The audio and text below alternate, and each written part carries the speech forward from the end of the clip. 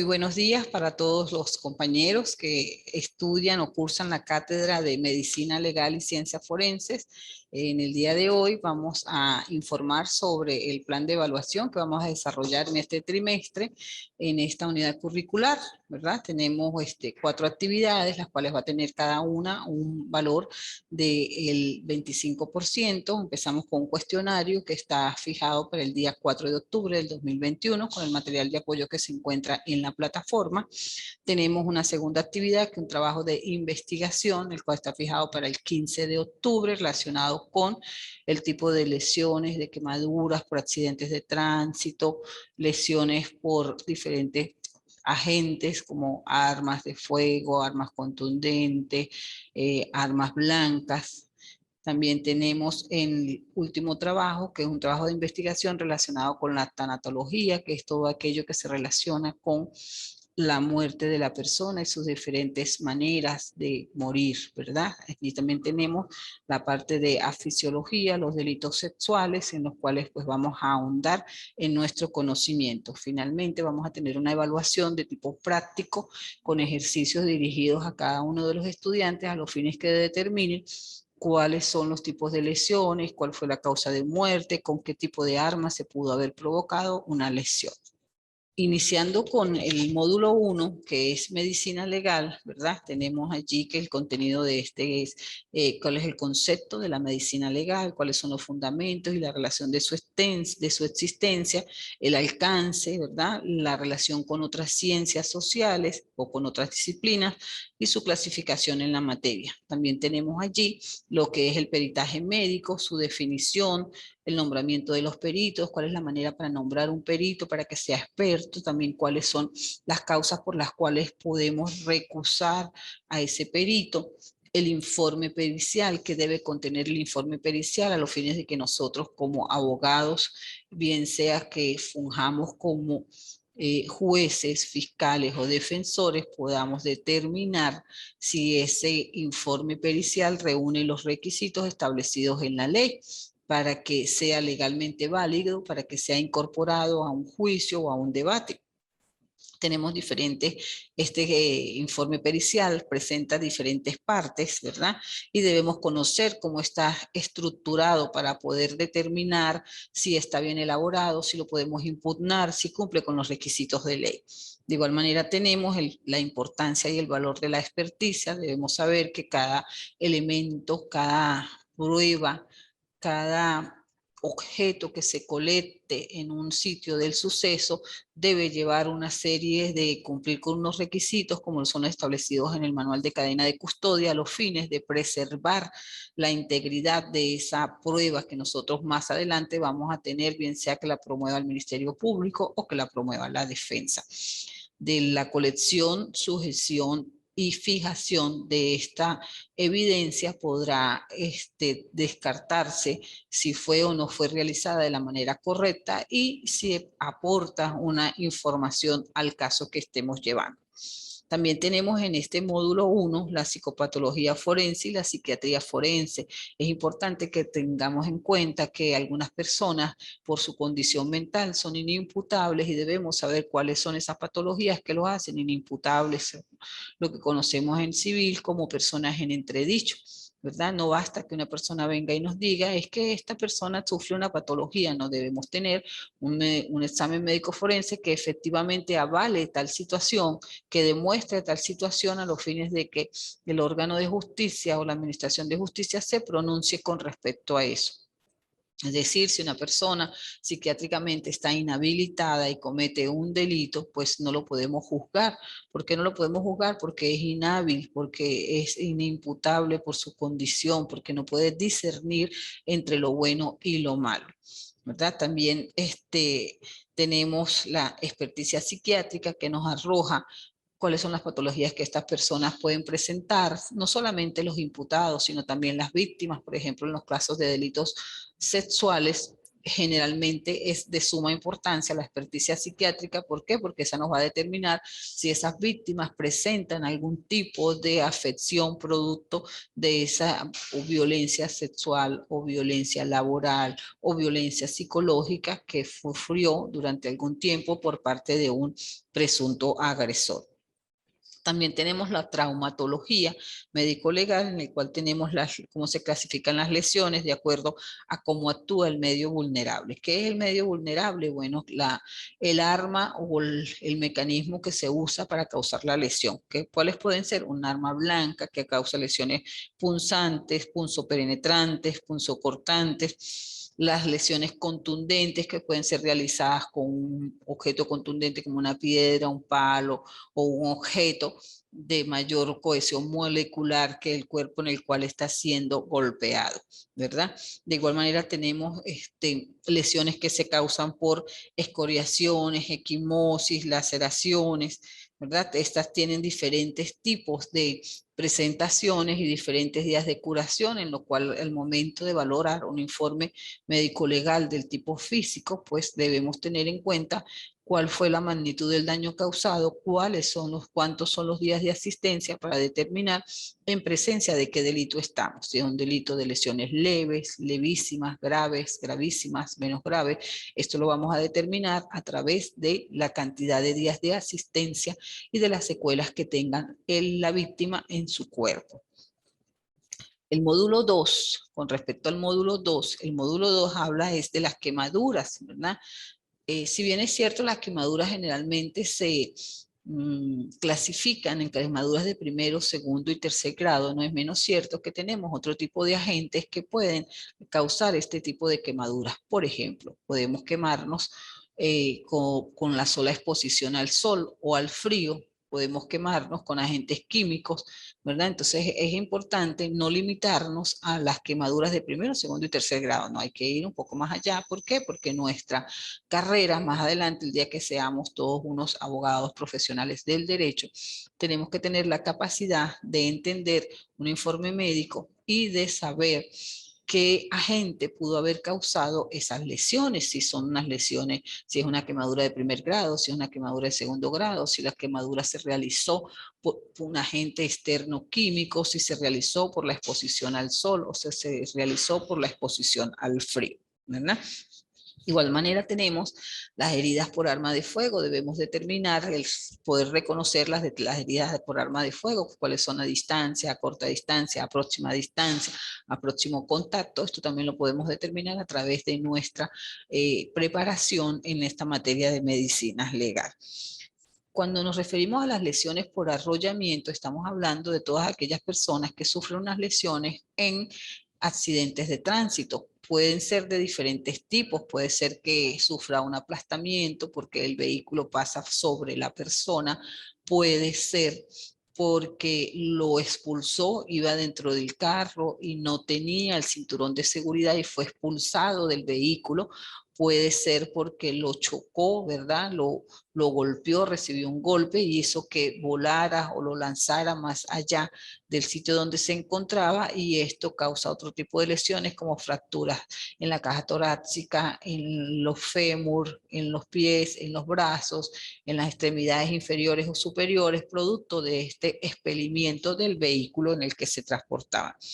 También tenemos el reconocimiento de la concausa y sus requisitos. Fíjense, la concausa es un punto relacionado con aquellas enfermedades o patologías preexistentes en la persona antes de sufrir un accidente o de sufrir una lesión y que desencadenan una lesión mayor, un daño mayor en la persona. Entonces debemos tener pendientes cuando en algún momento seamos los abogados de algún caso, bien sea como defensa, como un fiscal o como juez, qué pudo haber pasado para que la persona tuviese una reacción, ¿verdad? Si es una persona completamente sana, no habrá una concausa, pero si es una persona que tiene una patología previa, pues un hecho, por decirles algo, una persona que se va a realizar una intervención quirúrgica y tiene un proceso viral, tiene un proceso en las vías respiratorias,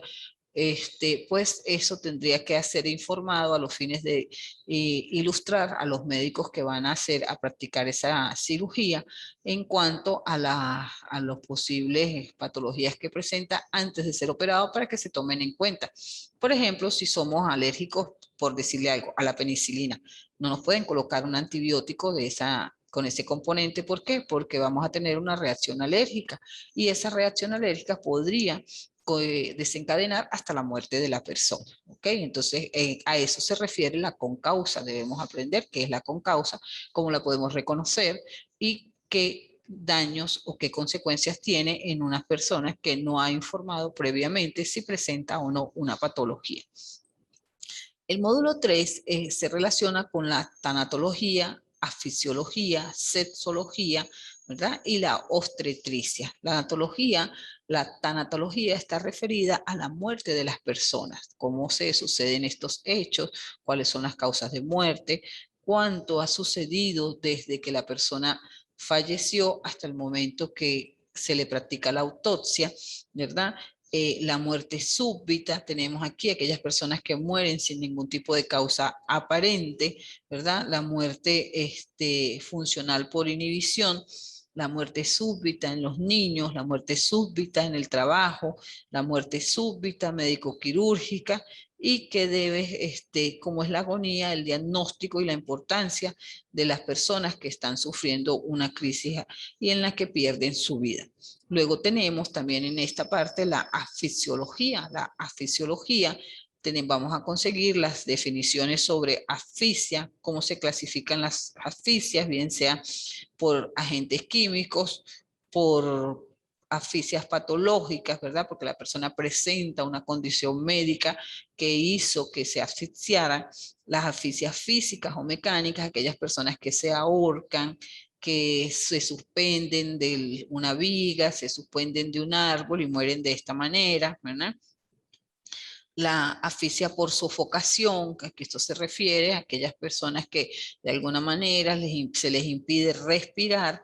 La estrangulación, bien sea porque lo haga otra persona o porque la víctima directamente se suspenda desde una altura, ¿verdad? Que le contraiga con ello la muerte. La sumersión, cuando hablamos de las personas que se ahogan, pueden realizarse también por causas propias, por ejemplo, aquellas personas que se lanzan a un río que tiene una corriente abundante y no pueden soportar, no tienen la capacidad de enfrentar esa corriente y se cansan de nadar y son arrastrados por la corriente, o cuando la naturaleza es más fuerte que las personas, los arrastra y terminan muriendo por sumersión.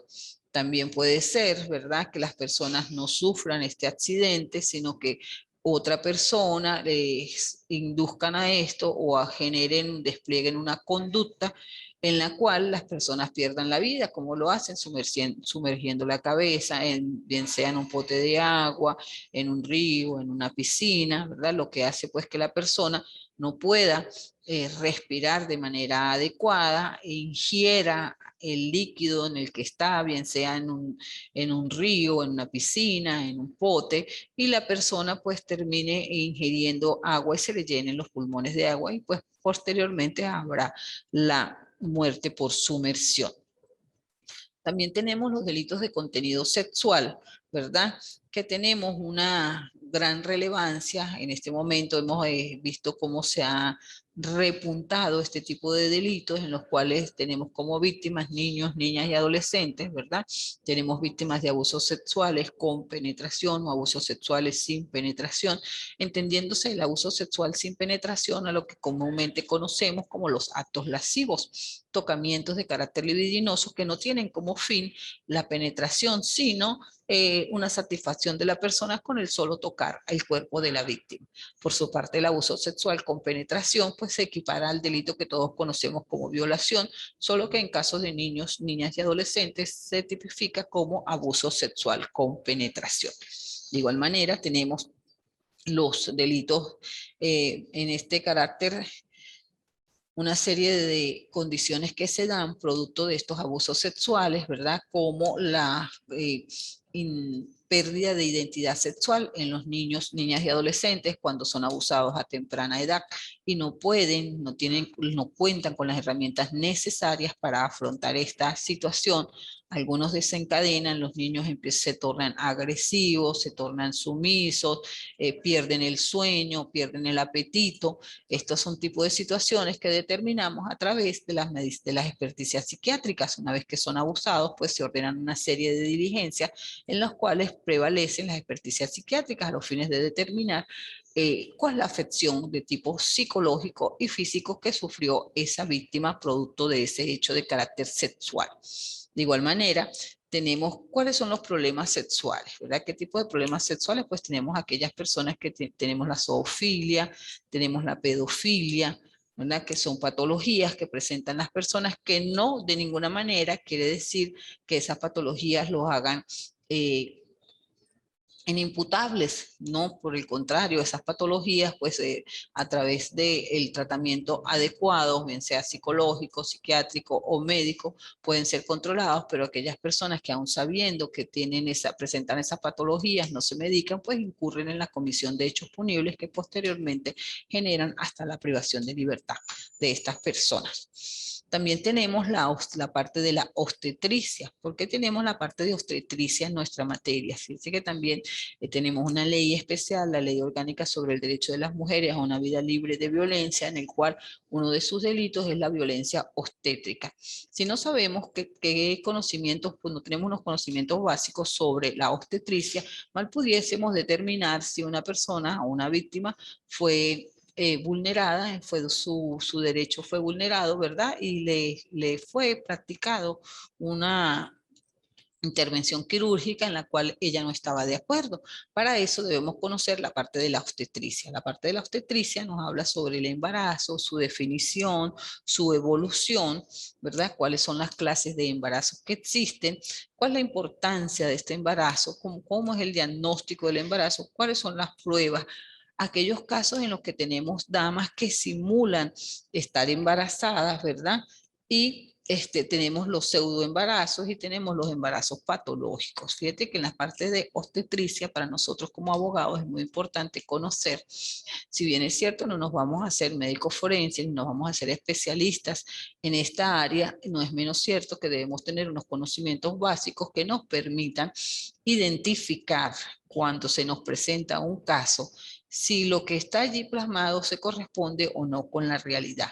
La realidad está compuesta de varias cosas, el dicho de la víctima, los testimonios que se puedan corresponder, que se puedan colectar, que se puedan tomar y las experticias que se puedan practicar. Si la persona dice que tuvo una relación hace 4 meses y el embarazo es de 2 meses, pues obviamente allí tendríamos una discrepancia que de alguna manera favorece a alguno de los actores de este proceso, ¿no? La medicina legal en nuestra carrera es de fundamental conocimiento. ¿Por qué? Porque todas aquellas evidencias que se colecten, no solamente en el cuerpo de las personas, sino en el sitio de los hechos, nos hablan por sí solas. Les practicamos unas experticias, unos objetos que luego nos van a arrojar un resultado, ¿verdad? Que nos hará saber si efectivamente los hechos sucedieron como fueron denunciados o si de alguna manera se tuvo una manera de manipular, de tergiversar la realidad que se estaba investigando. Finalmente, vamos a tener la última evaluación, que es un ejercicio práctico que se elaborará por cada estudiante de manera individual, en lo cual vamos a evaluar toda la materia en general, ¿verdad? Pues hemos visto a lo largo de la carrera, a lo largo de este trimestre, las lesiones, que es la medicina, la experticia, el embarazo, las enfermedades psiquiátricas, los embarazos, la tautología, la tanatología como causa, como el estudio de la causa de muerte de las personas. Entonces, al final se va a hacer una serie de ejercicios en los cuales el estudiante, a través de los conocimientos que ha obtenido con el estudio y la preparación de esta materia, debe estar en capacidad de responder. Por ejemplo, si una persona tuvo un accidente de tránsito y se fracturó un fémur y tuvo una asistencia médica de 45 días, ¿qué tipo de lesiones pueden ser esas? Una lesión es leve, una lesión es grave, una lesión es gravísima. Si por el contrario perdió un ojo, perdió una mano, perdió un pie, ¿qué tipo de lesiones pueden ser esas? Si este accidente le causó la muerte, ¿qué tipo de calificación jurídica le daríamos a esto? ¿Verdad? Si la persona perdió la vista, ¿qué tipo de calificación le daríamos a esto? Si la persona dice que fue agredida con un objeto contundente, con un bate, ¿verdad? Pero tiene una herida que evidentemente fue realizada con otro tipo de arma, porque no es una herida contusa, ¿verdad? No es una herida, sino es una herida lineal, por decirles algo, es una herida que tiene un orificio de entrada y salida, pues obviamente no fue causada con un objeto contundente, sino con otro tipo de arma. Ese es el tipo de cosas que debemos aprender a determinar, aprender a descubrir en cada expediente que nos sea sometido a nuestro conocimiento. Les deseo el mayor de los éxitos. Mi nombre es Yajaira Beatriz Monsalve Ortega, soy fiscal 16 del estado Táchira.